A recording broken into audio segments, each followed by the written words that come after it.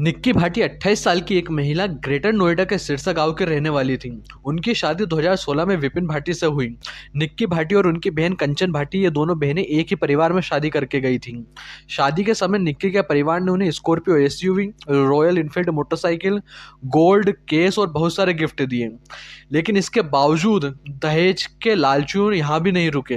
विपिन और उनके परिवार ने 36 लाख की और डिमांड की और ये बात खुद निक्की के पिता भिखारी सिंह पायला ने कही। शादी के बाद निक्की को घर में अक्सर मारपीट और मेंटल टॉर्चर का सामना करना पड़ता था। उन्होंने कई बार अपने घर वालों को बताया था कि उन्हें मारते हैं और पैसे की डिमांड करते हैं।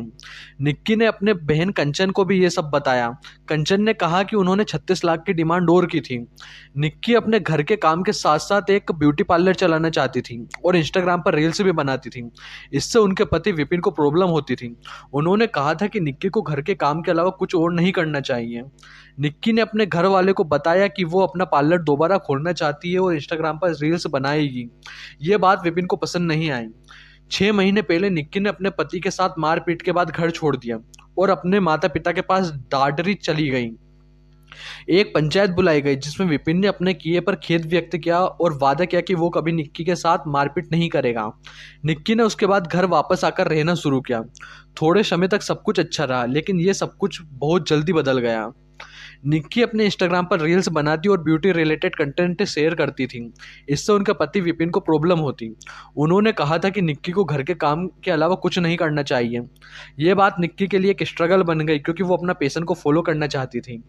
निक्की अपने सोशल मीडिया पर अपनी ज़िंदगी की खुशियाँ शेयर करती। उन्होंने अपने घर के काम, ब्यूटी पार्लर और अपनी फैमिली के साथ की तस्वीरें शेयर की थी। इससे उनके फॉलोअर्स को लगता था कि उनकी ज़िंदगी बिल्कुल परफेक्ट है, लेकिन असली सच कुछ और ही था जो उन्होंने अपने परिवार के लोगों से भी छुपाया था। निक्की भाटी के लिए 21 अगस्त 2025 का दिन एक ऐसा पल था जो कभी भुलाया नहीं जा सकता। इस दिन निक्की ने अपने पति विपिन भाटी को बताया कि वो अपने ब्यूटी पार्लर दोबारा खोलना चाहती हैं और इंस्टाग्राम पर अपना कंटेंट कंटिन्यू करेगी। ये बात विपिन को बिल्कुल पसंद नहीं आई। पहले दोनों के बीच सिर्फ बातें और आर्गुमेंट्स होते रहे, लेकिन धीरे धीरे गुस्सा और टेंशन बढ़ गई। विपिन ने अपनी मां दया भाटी से भी बात की और दोनों ने मिलकर निक्की को कंट्रोल करने की सोची। निक्की ने अपने घर वालों से बात की, लेकिन वो घर पर फंसी हुई थी। जब निक्की ने अपना पैशन और इंडिपेंडेंस के बारे में बात की, विपिन ने गुस्सा दिखाया और फिजिकल कन्फ्रंटेशन शुरू हुआ। कंचन भाटी, निक्की की बहन, ने पुलिस को बताया कि उन्होंने सब कुछ रिकॉर्ड किया कि कैसे उनकी बहन को मारा जा रहा था। विपिन ने निक्की को मारना शुरू किया और उसकी मां दया भाटी भी इस सब में शामिल थी। निक्की की स्ट्रगल और आवाज घर में गूंज रही थी, लेकिन कोई तुरंत मदद लेकर नहीं आया। गुस्सा और कंट्रोल की चाह ने विपिन और दया को ऐसे डिसीजन पर ले आया जो कभी माफ नहीं किया जा सकता। निक्की को मारने के बाद उन्होंने उस पर आग लगा दी। निक्की जल रही थी और उसकी चीखें पूरे घर में गूंज रही थी। यह सीन हर विटनेस के लिए शॉकिंग था और किसी ने सोचा भी नहीं था कि यह सच में हो सकता है। निक्की को बर्न इंजरीज के बाद हॉस्पिटल ले जाया गया। डॉक्टर्स जितनी हेल्प कर सकते थे उन्होंने की, लेकिन निक्की इतनी ज़्यादा जल चुकी थी कि उनको बचाना मुश्किल हो गया। सिर्फ लालच के चक्कर में निक्की ने अपनी ज़िंदगी खो दी।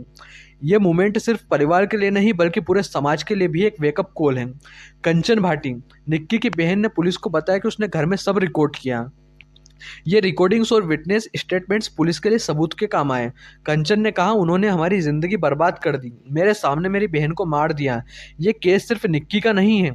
इंडिया में हर साल कई लड़कियों के साथ दहेज और डोमेस्टिक वायलेंस की वजह से ऐसे इंसिडेंट्स सामने आते हैं।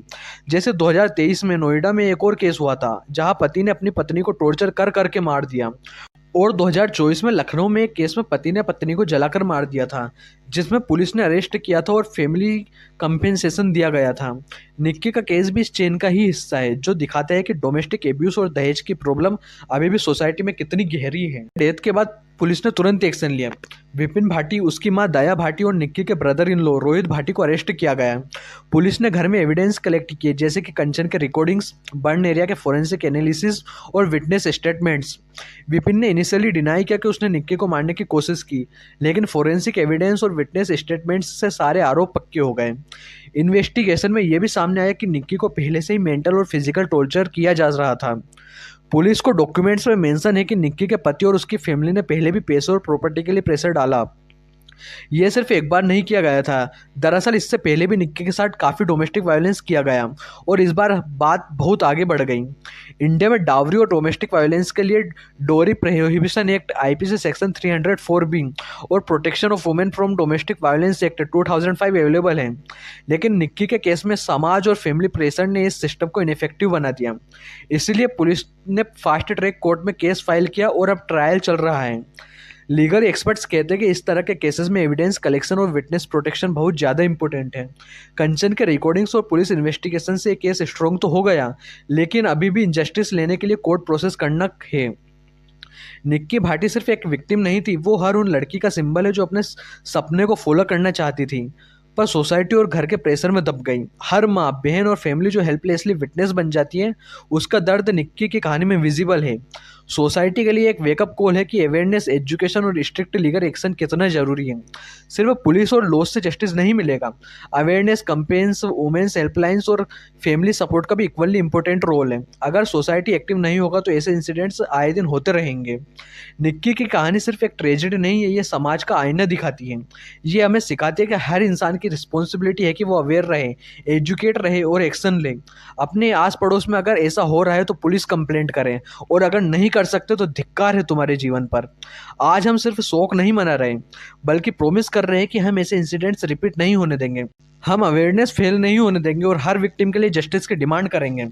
आपको क्या लगता है, ऐसे केसेस सिर्फ लॉ से ही रोकना पॉसिबल है या सोसाइटी और अवेयरनेस का भी रोल इक्वली इंपॉर्टेंट है?